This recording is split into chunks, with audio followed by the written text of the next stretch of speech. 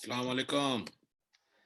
عليكم السلام ورحمة الله وبركاته. بسم الله الرحمن الرحيم، والصلاة والسلام على سيدنا محمد سيد الخلق أجمعين. اللهم ربنا اغفر لنا ذنوبنا وارحمنا واهدنا واهد بنا وعافنا يا ربنا، وبارك لنا اللهم فيما أعطيتنا وأنت الرحمن وأنت الرحيم. Alhamdulillah, we continue on with our journey in the Quran. We're shedding some light on some of the purposes of the surah in the Quran in this month of Ramadan. The surah today, the two surah, inshallah, we will be going through our Surah Al-Furqan, and also we're going to be talking about Surah Al-Shu'ara. Although that we have been going through the tafsir and we are so close, we finished Surah Al-Furqan not too long ago. And now we are in Surah Al-Shu'ara and tafsir on Wednesdays. However, today I would like to shed some light on these two also as a quick reminder, inshallah. And we don't want to leave any of these surah behind in this month of Ramadan. As a reminder, I want to, some of the scholars talked about the Surah Al-Furqan, and the tartib or the sequence of it is the surah number 25, and it has 77 ayah in Surah Al-Furqan. It is continuation in the form of Surah Al-Mu'mineen. And Surah Al-Furqan is the separator, the one that makes farq, tafriq, the one who divides or put apart one thing away from the other. And if you recall this issue that we have even with our daily lives, we always think about what is the difference between, what's the difference between things? What's the difference between this house and that house? What's the difference between this college and that college? What's the difference between this masjid and that masjid? How about something broader? What's the difference between the sun and the moon? What's the difference between Earth and the rest of the planets? And what separates them? How they are apart. And the biggest issue of all in our daily lives, it is to separate or put apart something good from something bad, something that is superior to something that is inferior, and something that is great and good for you versus something bad and evil and really bad for you. Allah subhanahu wa ta'ala talked about the ayat in the Quran as it is the Furqan, the separator that separates one group away from another group. And here obviously is Allah subhanahu wa ta'ala tells us, shows us a way to separate between the two issues of good and bad. And sometimes these issues are kind of in a gray area, kind of blended, bland. You cannot even tell them apart. How can you tell them apart? You need to have tools with your hands, you know? For instance, if you're going to check out a car, see if it's good or bad, you're going to put it in this group, that group, you need to have some kind of testing equipment to test it to find out. If you want to talk about the sun or the moon, you need to have some kind of way or some kind of method or some kind of tools for you to separate them, some kind of testing for you to know this one does this way, that one is something entirely different. What about the haqq from the batil? What you need to have in your hands for you to know the separation, to know the difference, is the Quran. The Quran in your hands. This is what the Quran, this is what Allah subhanahu wa ta'ala describes in this surah. The surah here, Allah subhanahu wa ta'ala talks about it. He says, تَبَارَكَ الَّذِي نَزَّلَ الْفُرْقَانَ عَلَى عَبْدِهِ لِيَكُونَ لِلْعَالَمِينَ نَذِيرًا. Tabarak, Allah subhanahu wa ta'ala has the barakah of He has revealed this book, this Furqan, upon His abd. Notice the word abd. Ala abdihi. The abd here, and also came in later down the road, down the end of the surah, when Allah subhanahu wa ta'ala speaks of very specific descriptions of ibadur rahman. The ibad is, the word abd could be mentioned one out of two ways. Abd means a slave, and ibad is somebody who's a subject, and also means a subject or somebody who belongs to someone. And we say ibad. We are ibadullah. And from it we say the name Abdullah. And this is the greatest name Allah subhanahu wa ta'ala has bestowed upon a human being on the face of this earth. As Allah subhanahu wa ta'ala named specifically, talked about Rasulullah sallallahu alayhi wa sallam in many places in the Quran, Like for instance, Surah Al-Isra, سبحان الذي أسرى بعبده ليلا من المسجد الأقصى من المسجد الحرام إلى المسجد الأقصى. So, Allah subhanahu wa ta'ala talks about himself, how he made Isra with his own abd. Who is he talking about? Rasulullah sallallahu alayhi wa sallam. Here is the same thing here. تبارك الذي نزل الفرقان على عبده. Allah subhanahu wa ta'ala has the barakah who bestowed or dropped or revealed the Quran upon his abd. And when we think of the word abd here, Abdur Rahman, Abdullah, versus what? Abd al-Shaytan, Abd of, the slave of, the subject of evil, the subject of, or the one who belongs to Shaytan, the ones who belongs to the bad things, versus Abdul Rahman. And the greatest thing anybody, the greatest title, the greatest position anybody could possibly gain or name himself is to say that he is Abdul Rahman or Abdullah from Ibad. We are Ibadu Ar-Rahman, we are the Ibad, we are the subjects of Allah subhanahu wa ta'ala. We belong to him. And this is the best name could possibly Allah subhanahu wa ta'ala bestow upon somebody. Think about it this way. If Allah subhanahu wa ta'ala, and this was the ayah he revealed, وَمَا خَلَقْتُ الْجِنَّ وَالْإِنسَ إِلَّا لِيَعْبُدُونَ, I did not create jinn or ins except for one purpose, for them to be ibad, for them to make ibadah to me, to worship me. And the ones who make good worship and true belonging to Allah subhanahu wa ta'ala with all his actions, with all his thoughts, with all his existence, he would qualify to be called Abdur Rahman, or the Abd of Allah subhanahu wa ta'ala. The plural from it is Ibad. The surah is about that subject, to separate between both, between the evil and the good, and how we do distinguish them. How Ibadur Rahman, how they walk, how they talk, how they act, and the opposite of them, what they do, or the things the Ibadur Rahman do, what they don't do, the other ones, they do the absolute opposite of it.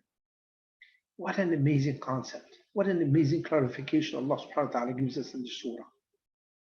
For instance, talks about how the believers, they follow Rasulullah sallallahu alayhi wa sallam with everything that he instructed them, everything he has told them. The evildoers, not ibad shaitan, the ones who follow shaitan, follow evil, what do? They cast suspicions about the prophecy. They cast suspicions about the book. They have no trust in what he says and constantly try and negate and cancel all the good that the Prophet ﷺ was doing. At the end of the surah, and this is kind of this surah is well known for, and starting at the ayah number 63, وَعِبَادُ الرَّحْمَنِ, as if it's continuation of Al-Mu'mineen. If you recall the surah before, we discussed yesterday, Surah Al-Mu'mineen, Al-Mu'minun, Surah Al-Mu'minun, we have 10 descriptions. Start, قَدْ أَفْلَحَ الْمُؤْمِنُونَ الَّذِينَ هُمْ فِي صَلَاتِهِمْ خَاشِعُونَ وَالَّذِينَ هُمْ عَنِ اللَّغْوِ مُعْرِضُونَ. The rest of the surah, the 10 descriptions, 2 of them, they belong into the salah. The very first one, and number 6, is that the very first one, الَّذِينَ هُمْ فِي صَلَاتِهِمْ خَاشِعُونَ, the ones who have submission, complete khushu' to Allah subhanahu wa ta'ala in the salah. And number 6 is وَالَّذِينَ هُمْ عَلَى صَلَوَاتِهِمْ يُحَافِظُونَ, the ones who keep their salah. So khushu', submission, the quality of it, and they keep the salah, the quantity of it. Both. 2 out of 10 is belonging to the salah, the description of the salah. Here, Allah subhanahu wa ta'ala talks about continuous. If inshallah, we're going to open it for discussion, inshallah, in a few minutes. So inshallah, we will talk about it, in a few minutes, inshallah, after this segment is over, inshallah. Ibad al-Rahmani, and look at the description. There's 12. There's 10 in Surah Al-Mu'mineen as the description of the mu'min, and here there's 12 of the description of Ibad al-Rahman.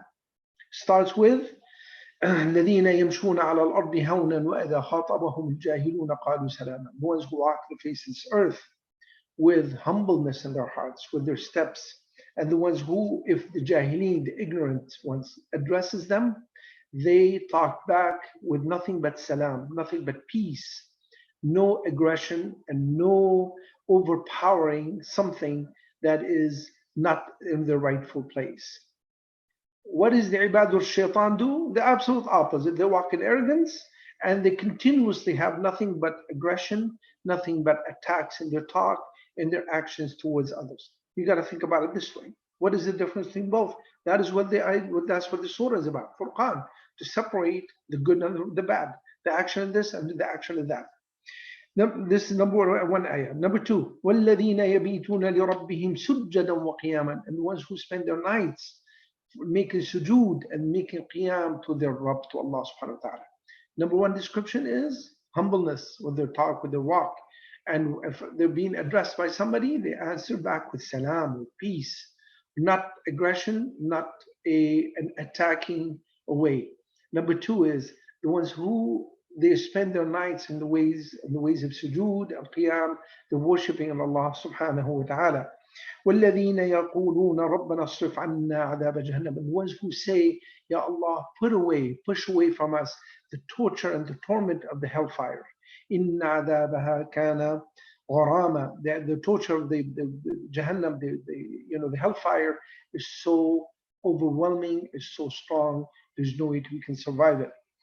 The next ayah, وَالَّذِينَ أَنفَقُوا إِذَا أَنفَقُوا, the ones who, when they spend money, لَمْ يُسْرِفُوا وَلَمْ يَقْتُرُوا وَكَانَ بَيْنَ ذَلِكَ قَوَامًا, they did not overspend, they did not underspend, they were not splurging, and they were not miserly and cheap. They're right there in the middle. They spend for the sake of Allah subhanahu wa ta'ala in the right places. Now, the next one is وَالَّذِينَ لَا يَدْعُونَ مَعَ اللَّهِ إِلَهًا آخَرَ, who never make dua with Allah subhanahu wa ta'ala another deity, another God. And they never kill the nafs, they never kill anybody who Allah subhanahu wa ta'ala made it prohibited from being killed. وَلَا يَزْنُونَ, and they never commit zina.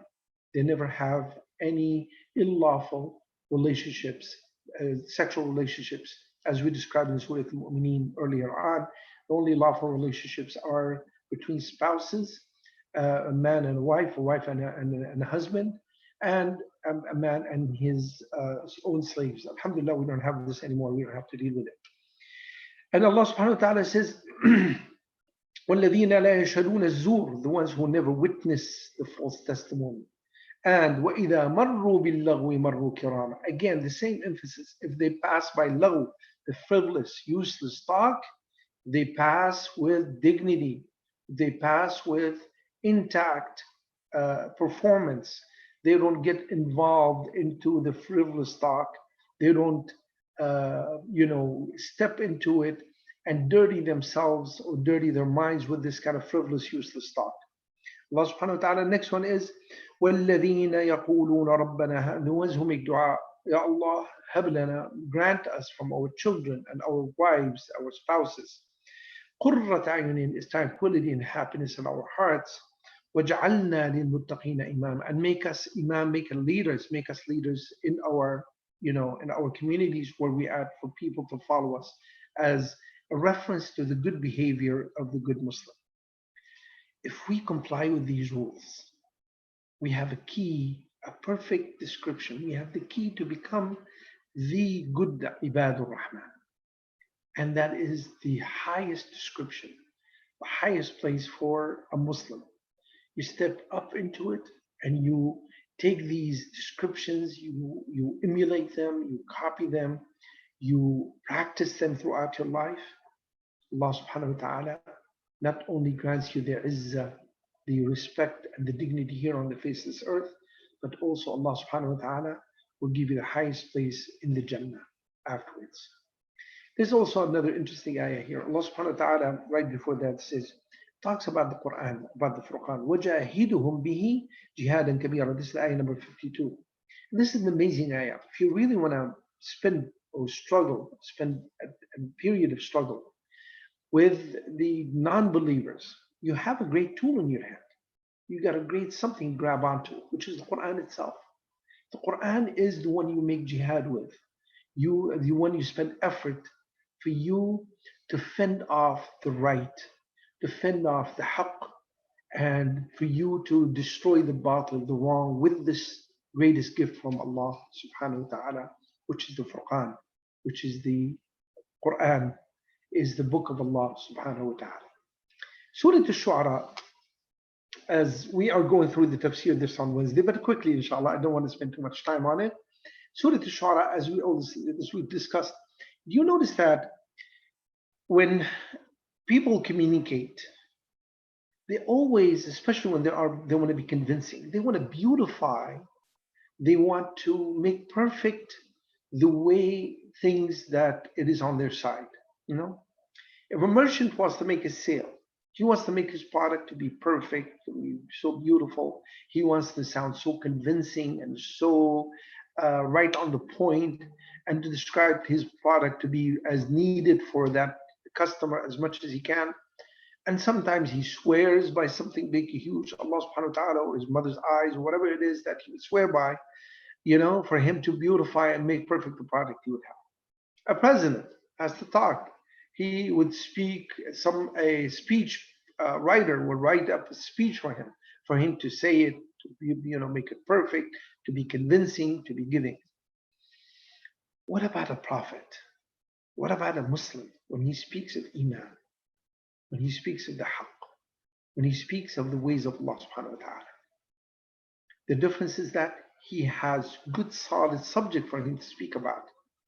And the others will have nothing but weak, nothing but hollow and shallow subjects for them to talk about. But how is it presented? How is it presented? Could be equally nice, equally perfect, equally beautiful. But Allah subhanahu wa ta'ala talks about how the beautification of the speech could change things, versus changes the facts of the subject that you're talking about. Who makes it like this? As an example, Allah subhanahu wa ta'ala talks about the surah of poets. Look what the poets do. They tell you a full poem about something. They beautify it. They make it so beautiful and so perfect and so nice. People will actually follow them because of how they presented the subject. But what is the subject? What happened to the subject? What is the substance of the subject? And Allah subhanahu wa ta'ala talks about, as an example, and immediately goes into that subject as a story, is the ayah number, from the ayah number 10, immediately. He says, وَإِذْ نَادَى رَبُّكَ مُوسَىٰ أَنِ ائْتِ الْقَوْمَ الظَّالِمِينَ قَوْمَ فِرْعَوْنَ أَلَا يَتَّقُونَ. And Allah subhanahu wa ta'ala started to tell us about the story of how Musa alayhi salam countered back Fir'aun, and what is the conversation has happened between them, and how he presented his case, presented the case of Haqq, the case of Allah subhanahu wa ta'ala, in front of the tyranny and the bad actions and the evil of Pharaoh and his establishment, and how eventually, with the will of Allah subhanahu wa ta'ala, the Musa alayhi salam has defeated Fir'aun, and Allah subhanahu wa ta'ala drowned him and made an example out of him in front of others. This is one type. And this, subhanAllah, you notice that, and you get these 7 different intervals. There's 6 nations Allah subhanahu wa ta'ala talks about, and the 7th one is us, is the Muslims in the surah. Total of 7 nations. But you notice that Allah subhanahu wa ta'ala seals every section with this ayah, repeated again and again. إِنَّ فِي ذَلِكَ لَآيَةً وَمَا كَانَ أَكْثَرُهُم مُؤْمِنِينَ. There's a sign, there's a signal in this story. But the majority of them, they don't believe, they don't follow. May Allah subhanahu wa ta'ala make us from the ones who are true followers, who understand the surah. I don't want to dig too deep into it, because inshallah after Ramadan we will be going through more details of the surah, and we are still fresh in our minds this great altercation between Musa alayhi salam and the evil Fir'aun, and how Allah subhanahu wa ta'ala destroyed him, and then the people of Shu'aib, the people of Lut, and on, the rest of the stories, inshallah. May Allah subhanahu wa ta'ala bless all of you. May Allah subhanahu wa ta'ala make it a blessed Ramadan. May Allah subhanahu wa ta'ala open up our hearts, our minds to the Quran. May Allah subhanahu wa ta'ala grant us the greatest ni'mah and the greatest barakah of recitation of the Quran every day. May Allah subhanahu wa ta'ala make us from the ones who are truly successful here on the face of this earth, and grant us in this month of Ramadan, inshallah, Jannat